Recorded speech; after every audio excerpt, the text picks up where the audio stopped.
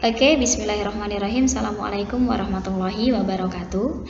Nah, ikhwan akhwat sekalian kelas 8, pada kali ini untuk bab ketiga ya, kita akan bahas materi yang bertema berbaik sangka dan beramal solih. Nah, dikutip dari Quran Surat Al-A'raf ayat 56. Afwan, ini ada sedikit kesalahan pengetikan ya. Al-A'raf ayat 56 yang artinya sesungguhnya rahmat Allah adalah dekat dari orang-orang yang berbuat kebaikan ya.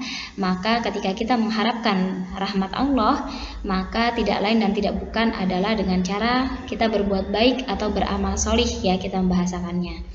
Oke, lanjut. Nah, tentang prasangka baik ya, ini tertuang dalam Quran Surat Al-Hujurat ayat 12. Insya Allah anak-anak sekarang sudah tahu kenapa sih kita harus berprasangka baik.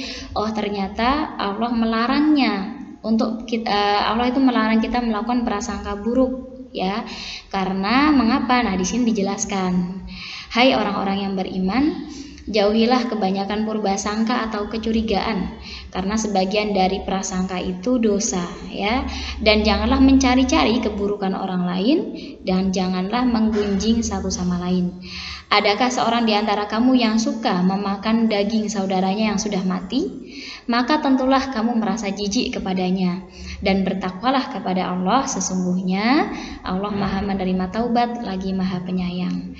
Ya, jadi kalau kita menggunjing teman kita, membicarakan keburukannya maksudnya ya, atau kita mencari-cari keburukan orang lain, atau kita berprasangka buruk terhadap orang lain, maka seperti kita itu sedang memakan daging saudara kita yang sudah mati, atau makan bangkai saudara sendiri. Nah, ini adalah perbuatan dosa, jadi nggak boleh ya. Oke, kita next. Nah, 3 macam berbaik sangka ya. Kalau tadi prasangka buruk tuh nggak boleh. Oh, kita tuh disuruhnya berprasangka baik. Contohnya apa? Yang pertama ada berbaik sangka kepada Allah ya. Caranya bagaimana? Caranya adalah dengan bersyukur dan bersabar. Maksudnya ketika kita mendapatkan nikmat atau kita mendapatkan ujian atau musibah, maka jawabannya ada 2 di sini kata kuncinya, yaitu kita bersyukur dan kita bersabar ya. Yang kedua, berbaik sangka kepada diri sendiri. Ternyata prasangka itu nggak hanya untuk orang lain, tapi juga bisa untuk diri sendiri. Contohnya kita percaya diri, optimis, dan bekerja keras. Mengapa demikian? Karena kita yakin bahwa diri kita ini mampu ya. Karena kita yakin bahwa diri kita bisa melakukannya, maka kita harus percaya diri, kita harus pede dengan diri sendiri. Artinya kita nggak boleh pesimis ya, kita nggak boleh netting atau negative thinking gitu ya. Oke, berikutnya berbaik sangka kepada orang lain. Berarti bisa dalam bentuk santun, saling menghormati, kita melakukan tabayun. Tabayun itu apa sih? Anak-anak pasti sering banget ya di pondok dengar kata tabayun, udah tabayun belum kayak gitu. Nah, tabayun itu salah satu upaya kita untuk memperoleh kebenaran atau cross check atau klarifikasi terhadap suatu informasi atau berita yang kita dengar ya. Jadi misal ada yang mengatakan hal negatif atau hal tidak baik terhadap seseorang atau terhadap diri kita, maka kita harus mengutamakan tabayun gitu ya. Oke, next. Nah, ini ada nasihat. Jangan berburuk sangka, karena bila benar kita tidak dapat pahala, dan bila salah kita berdosa ya. Jadi buruk sangka itu sama sekali nggak ada baiknya, nggak ada bagus-bagusnya. Kalau kita benar ya, misal kita berburuk sangka di sama orang, ternyata itu fakta, tetap nggak boleh ya, tetap nggak boleh, karena berarti itu kita sedang menggunjing ya. Nah, ternyata kalau misal salah, yang terjadi adalah kita sedang memfitnah orang tersebut ya. Jadi kalau benar sama aja kita sedang menggunjing, kalau salah kita fitnah, jadi dua-duanya nggak boleh ya. Nah, kita tidak bisa mengubah hati orang lain untuk berbaik sangka kepada kita ya. Namun kita bisa melatih hati kita untuk berbaik sangka kepada orang lain.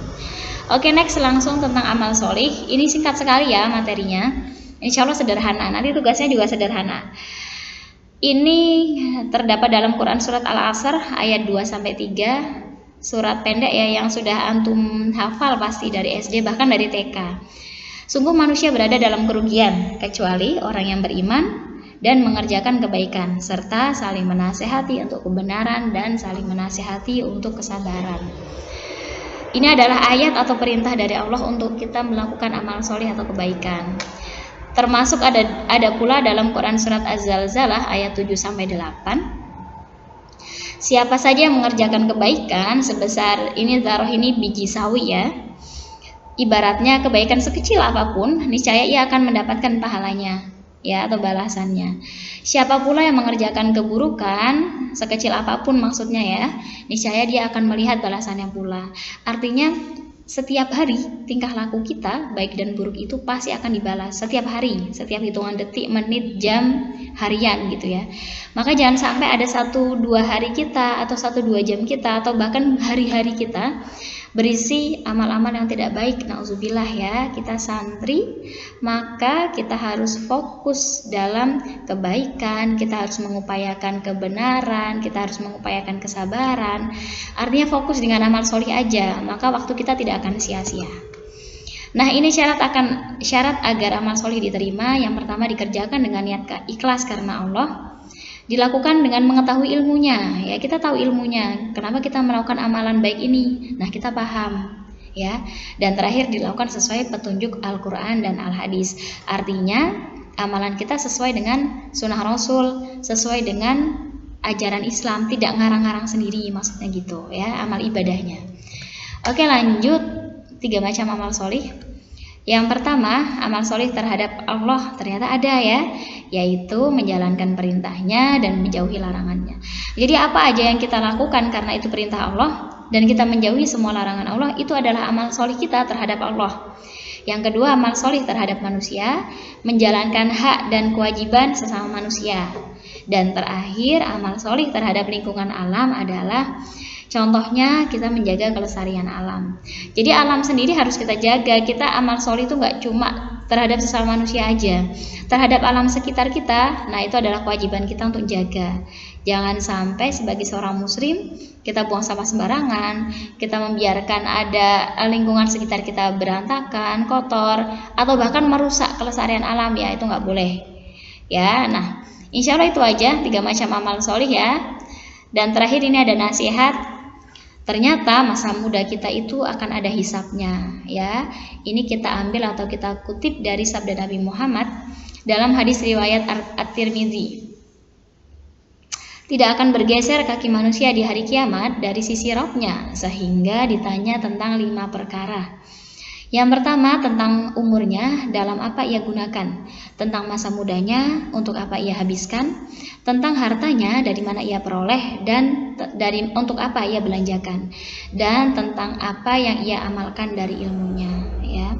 Jadi masa muda kita saat ini, masa muda antum semua hari ini, kalau akan ada hisabnya, kita akan ditanya sama Allah untuk apa kita habiskan masa muda kita. Maka jangan sampai selama pandemi ini karena anak-anak semua pada di rumah, pada pegang HP, nggak di pondok ya.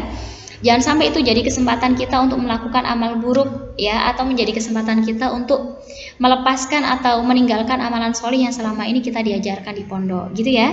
Itu aja dari Ustazah, materinya insya Allah sangat singkat dan sederhana.